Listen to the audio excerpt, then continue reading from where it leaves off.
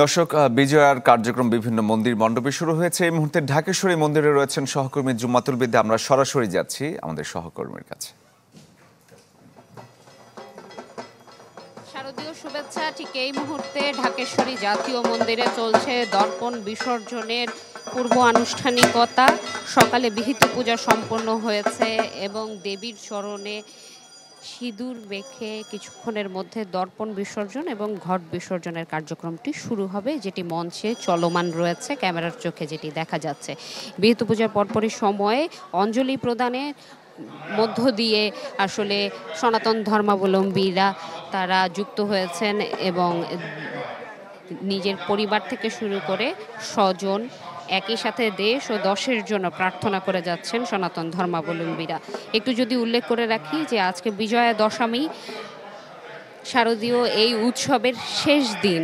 আজকের এই দিনে মর্তলোক ছেড়ে কৈলাসে পাড়ি জমাবেন দেবী দুর্গা, অর্থাৎ তিনি স্বামী গৃহে ফিরে যাবেন এবং এই ক্ষণটিকে উদযাপন করে, বিজয়ের দিনটিকে উদযাপন করে বিবাহিত সনাতন নারীরা তারা সিঁদুর খেলায় মেতে ওঠেন এবং বলা হয়ে থাকে পুরাণ মতে যে ভাগ্যস্থানে ব্রাহ্মার আশীর্বাদের সন্তুষ্টির জন্যই তারা মূলত মাথার যেই সিঁদুর সেটি পরেন এবং সেই আলোকেই মূলত সিঁদুর খেলায় তারা মেতে ওঠেন, যাতে তাদের পরিবার অর্থাৎ তাদের স্বামী দীর্ঘ আয়ু পান, অর্থ থেকে শুরু করে সব ধরনের কাজে যাতে তার সমৃদ্ধি আসে, এই প্রার্থনাটুকু করে। ঠিক এই মুহূর্তে শুরু হয়েছে অঞ্জলি। আমরা সরাসরি চলে যাচ্ছি অঞ্জলিতে।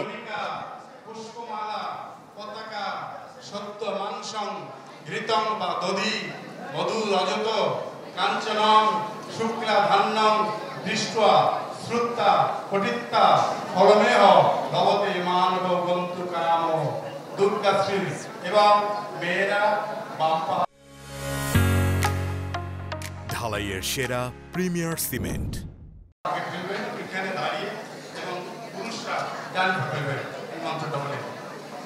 ওম দুর্গা শ্রীহরি, দুর্গা শ্রীহরি, দুর্গা শ্রীহরি, বামন্দে বামন্দে বামন্দে, গরু গরু গরু।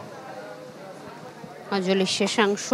দর্শক, আমরা রয়েছি ঢাকেশ্বরী মন্দিরে, যেখানে ঠিক সকালেই দশমীর আনুষ্ঠানিকতা শুরু হয়েছিল এবং এর পর কিন্তু যেই বিহিত পূজা এবং অঞ্জলি অনুষ্ঠিত হয়েছে, কিছুক্ষণের মধ্যেই সেই ঘট এবং দর্পণ বিসর্জনের কার্যক্রমটি শুরু হবে, যেই বিষয়টি এই মণ্ডপ থেকে পরিষ্কারভাবে। দর্শক, আমাদের সহকর্মী বিদা আমাদের সাথে যোগ দিয়েছিলেন এবং ঢাকেশ্বরী মন্দিরে যে দর্পণ বিসর্জন সেটি দেখাচ্ছিলেন। এই মুহূর্তে উত্তরা সার্বজনীন পূজা মণ্ডপ থেকে সহকর্মী জিনিয়া কবির সূচনা আমাদের সাথে যুক্ত হয়েছেন। সূচনা, বিজয়া দশমীতে সিঁদুর খেলা, প্রতিমা বিসর্জনের শোভাযাত্রা সহ অন্যান্য যে কার্যক্রম, আনুষ্ঠানিকতা কখন নাগাদ শুরু হবে আজকে?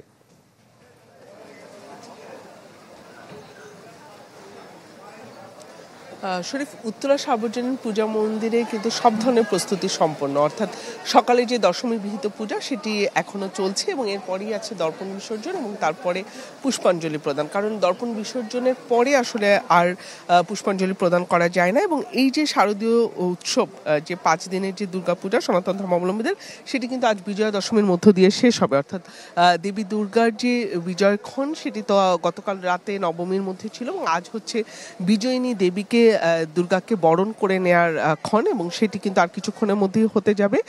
দর্পণ বিসর্জনের পরে তারপর ঘট বিসর্জনও রয়েছে এবং যারা সধবা নারী আছেন, আপনি জানেন যে সনাতন ধর্মাবলম্বীদের মতে যে এই দিনটিতে কিন্তু তারা দেবী দুর্গাকে, বিজয়িনী দেবী দুর্গাকে সধবা নারীরা তার মাথার সিঁদুর থেকে সিঁদুর নিয়ে একে অন্যের সাথে সিঁদুর খেলায় মেতে ওঠেন এবং এটা একটা আনন্দের ক্ষণ এবং তারা তাদের স্বামী সংসারের কল্যাণ কামনা করেন এবং সমস্ত অকল্যাণ যেন তাদের দূর হয়ে যায়, দেবী দুর্গা যেন দূর করে দেন, সেই বিশ্বাসে, সেই প্রার্থনায় কিন্তু থাকেন সধবা নারীরা এবং সেটি আর কিছুক্ষণের মধ্যে হবে। সেটি একটি আনন্দের ক্ষণ, সেই সাথে বিষাদের সুর তো রয়েছেই মণ্ডপ জুড়ে। কারণ হচ্ছে যে আর মাত্র অল্প কিছু সময় দেবী দুর্গা থাকবেন এবং এরপরেই তিনি কৈলাসে ফিরে যাবেন এবং সেই বিষাদের সুরটা কিন্তু আছে, আবার সেই সাথে আনন্দও আছে যে আরো একটি বছরের অপেক্ষা। এবং এবারই কিন্তু মণ্ডপগুলো বিভিন্ন থিমে সেজেছিল। তো আমাদের সাথে উত্তরা যে সার্বজনীন পূজা মন্দির, এটা কিন্তু একেবারেই লোকজ, এটা আমরা প্রথম দিন থেকে বলে এসেছি, একদমই লোকজ